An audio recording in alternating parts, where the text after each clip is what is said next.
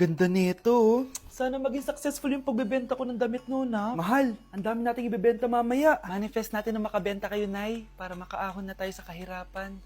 Hindi ako makapaniwalang nabili ko na yung pangarap kong tig 200,000 na relo. Wow, ang ganda niyan, Tay. Anak, tignan mo to binili sa akin ng tatay mo. Diba ang ganda? Hala, di ba mahal yan, Nay? Mas mahal pa to sa bahay ng kapitbahay natin, no? Magbebenta ulit kami mamaya para mas marami tayong pera. Anak, binilang kita ng kotse. Gamitin mo to pag pupunta ka ng school, ha? Ha? Tay, di ko naman po kailangan ng kotse. Kaya ko naman po mag-commute. Gumastos pa tuloy kayo. Dami mo naman sinasabi, anak. Sige na, puntahan mo na sa labas. Wow!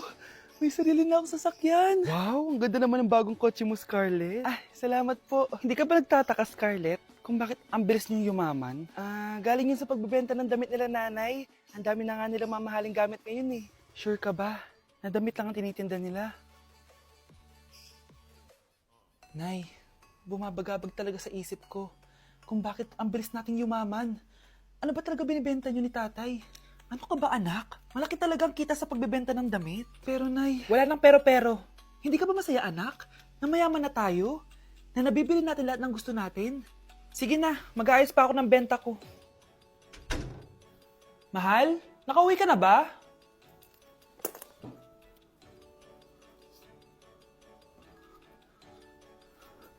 Ano ba talagang laman neto? Nagbebenta sila ng laman loob ng tao. Wow, sobrang ganda, mahal. Buti naman nagustuhan mo, mahal. Nga pala, kinuha ko na yung laman loob ng kapitbahay natin. Si Rosa?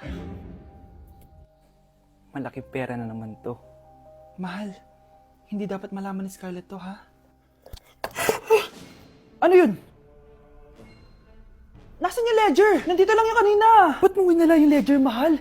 Nandun lahat ng mga sikreto natin. Sinong tao dyan?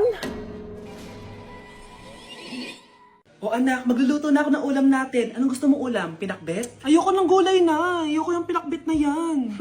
Fried chicken? Nakakasawa na yung fried chicken na yan, Nay. Gusto ko yung may sabaw. Ang arte mo naman, anak. Anong gusto mo? Sopas? Sopas? Para naman tayo nasa lamay yan eh. Gusto ko yung may baboy. Ah, alam ko na. Sinigang na baboy.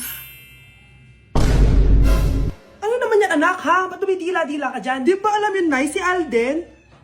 Diyos ko, kaka-tiktok mo na naman yan eh. Ano na naman pinapanood mo, ha? Ay, naku, mga bata ngayon. Nakakatakot na kayo.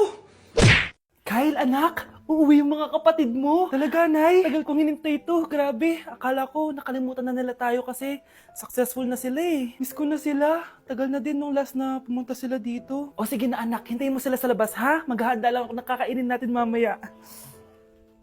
Uy, Kyle, balita ko, uuwi yung mga kapatid mo ah. Opo, tita. Paano niyo po nalaman? Basta, siguro proud yung nanay mo kasi successful yung mga anak niya, no? Oo naman, tita. Nagbunga lahat ng paghihirap ni nanay sa kanila. Deserve niyo yan. Malapit nyo nang malaman ng totoo, walang sikretong hindi nabubunyag. Pasok na po ako, tita. Sige. Hello, Nay! Nandito na yung anak mong doktor, all the way from New York! Hi, Nay! Nandito na yung anak mong teacher, all the way from Central Elementary School! Hello, Nay! Nandito na yung anak mong engineer. Naiyak naman ako. Nakumpleto din kayo magkakapatid. Sana nakikita to ng tatay niyo. Masaya ako na nandito kayo, ate, kuya. Sana maging successful din ako na kagaya niyo. O siya na, kumain na kayo ha. Galing pa kayo sa malalayo eh. Wow naman, Mare. Bigatin na yung mga anak mo. Saya-saya. Oo naman, Mare. Ilang taon din akong kumayod para mapagtapos lang sila. Pero worth it naman, di ba? Teka, Mare, para mas masaya, may kailangan kang malaman. Oh, eto. Ha? Ano to, Mare?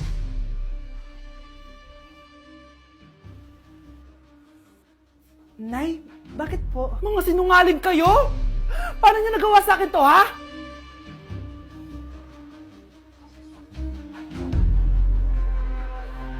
Anak ko, binili ko to para sa'yo. Bagay sa'yo to. Ang ganda, di ba? Wow, Nay, ang ganda. Parang ang feeling yan pag sinuot ko yan. Sana may ganyan din ako kagandang damit kagaya ni ate. Ayan, marunong ka na magdilig, anak. Ang dali lang pala nito, Nay. I love you, anak. Mahal din kita, Nay. Sana may ganyan din kaming banding ni nanay. Nagutom na ako. Nay, may ulam pa? Ay, sorry anak. Kinain na kasi ng ate mo yung ulam eh. Sige nay, di na po pala ako gutom. Sana pinagtitira din ako ni nanay ng ulam. Alam mo, Bes, favorite talaga ng nanay ko yung ate ko. Feel ko tuloy, ampun lang ako. Bes, what if hanapin mo yung birth certificate mo? Malay mo, ampun ka lang talaga. Asan yung birth certificate ko? Kay ate to ah. May stage 4 cancer si ate. Oo anak, may cancer ang ate mo. Anay! Kaya palagi nasa ate mo yung attention ko kasi ine-enjoy ko lang lahat ng oras na nabubuhay pa siya. Nay, sorry kung nagduda ako kung anak mo ba talaga ako. Ngayon, alam mo na anak. Ano, Nay? May cancer ako? Kailan niyo balak sabihin sa akin to, ha? Anak, kaya di ko sinasabi sa'yo kasi baka di mo kayanin. May cancer ako. Anak! Ate! Hello, Bes. Sinundan ko si Miguel. Bes, ano nakita mo? May iba na ba siya? Confirm. May kabit yung jowa mo. Ha? Sino naman magiging kapit niya? Kabit niya si Scarlett. Hello, Bes? Nasaan ako? Anong gagawin niyo sa akin? Tama na! Bakit ka nagmamanman sa bahay namin? Spy ka ba? Walang yaka! Inago mo yung jowa ng best friend ko! Pinagsasabi mo, be! Ako, ang tunay na jowa ni Michael. Never naman nagustuhan ni Michael yan si Samantha kasi ang pangit niya, no? Ganun ba? Oo, kaya magdusa ka dyan. Wag! Jessica? Samantha! Tara, tatakas kita. Grabe, bes. Kung ano-ano na ginawa sa'yo, ang ganda mo pa din. Be, thanks to the perfect stay, velvet matte cushion, na Skintific. Bago ako pumunta dito para sundin si Miguel, nag-apply na ako neto. Dahil long-lasting ito, high coverage, and waterproof, siguradong all day fresh ka. We, talaga ba? O eto? O diba? Ang ganda ko pa din. Hindi na kailangan mag-retouch. Ang gagaling nyo din, no? At may tagapagligtas ka pa. Si Samantha. Samantha? Ikaw ba yan? Anong ibig sabihin nito? O, di ba? Ako ang tunay na jowa nito ni Miguel. At ikaw, kabit ka lang. Pero... Walang iya ka. Pero babe, ikaw na mahal ko ngayon. Tingnan mo nga itsura niyan. Wala akong pake. Magsama kayo ng pangit na yan. Lumayas na kayo dito. Ang dadrama nyo Basta ako, ganda lang ang ambag ko. Okay, class. 5 points sa akin ang makakasagot neto. Ano ang pangalan ni Rizal? Ma'am! Yes, Scarlett? Rizal Park. Anong Rizal Park? Jose Rizal yon. Diyos ko, mga bata ngayon. Siya ang pambansang... Ma'am, siya ang pambansang opa. Siya ang pambansang bayani natin. Anong pinagsasabi nyo? Oh, kompletuhin nyo to. Ang kabataan, ang pag-asa ng busan. Mali! Bayan! Pinagluloko nyo ako, ha? O eto, ano ang sinulat na libro ni Jose Rizal? Ma'am, El Filibusterismo. Imnida. Tama na sana eh. Naloloko na kayo sa K-pop at K-drama na yan, ha? Last na talaga. Ayusin nyo na. Okay, class. Last question. Sino ang kapatid ni Rizal? Kapatid ni Rizal? Ma'am! Eto, sure na ako sa sagot ko. Yes, Scarlett. Ang kapatid ni Rizal Park ay si... Elise Sandara Park. Ayan, bilisan mo. Abulin mo na. Nay, alam mo, adik ka na dyan sa pinapanood mo. Kasi naman anak, nakakahook tong batang Quiapo. O siya na, Nay, sa kwarto muna ako, ha? O sige na, anak, tapusin ko lang to, ha? Ala, yan yung mga kalaban. Bilisan mo. Sino kumakatok? Wala namang tao, Lo, tapos na agad? Nakakabiti. Sino kumakatok? Hello? May tao ba dyan? Nay, may narinig ka bang kumakatok? Oo anak. Parang wala naman tao sa labas Nay, minumulto na ata tayo. Sino yun? Ano gagawin natin anak? Lalabas ako anak. Nay, wag please. Deliver. Ay! Ano ba problema nyo ha? Kanina pa ako katok na katok dito. Bingi ba kayo? Ay, sorry.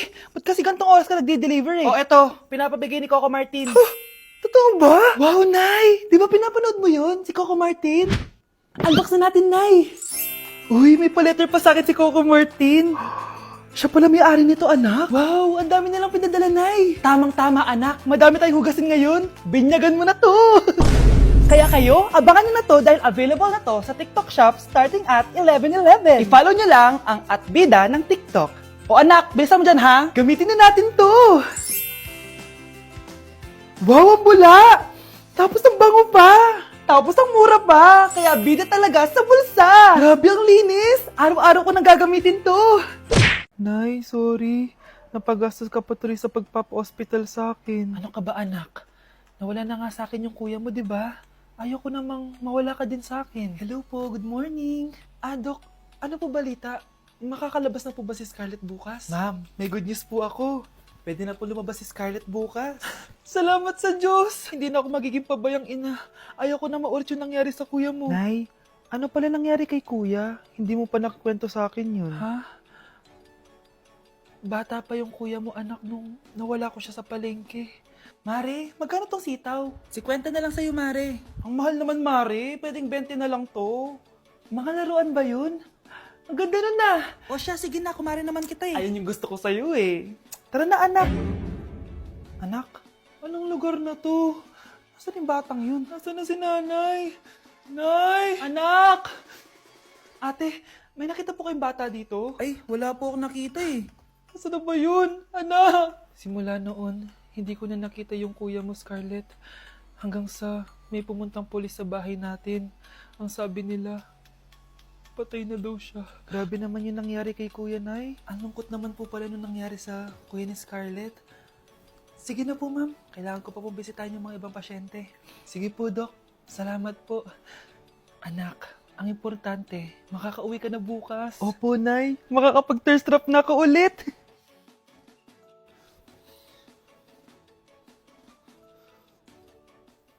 Anak, tara na, uwi na tayo. Nay, may pinapabigay pala si Doc sa'yo. Oh, ano naman kaya to?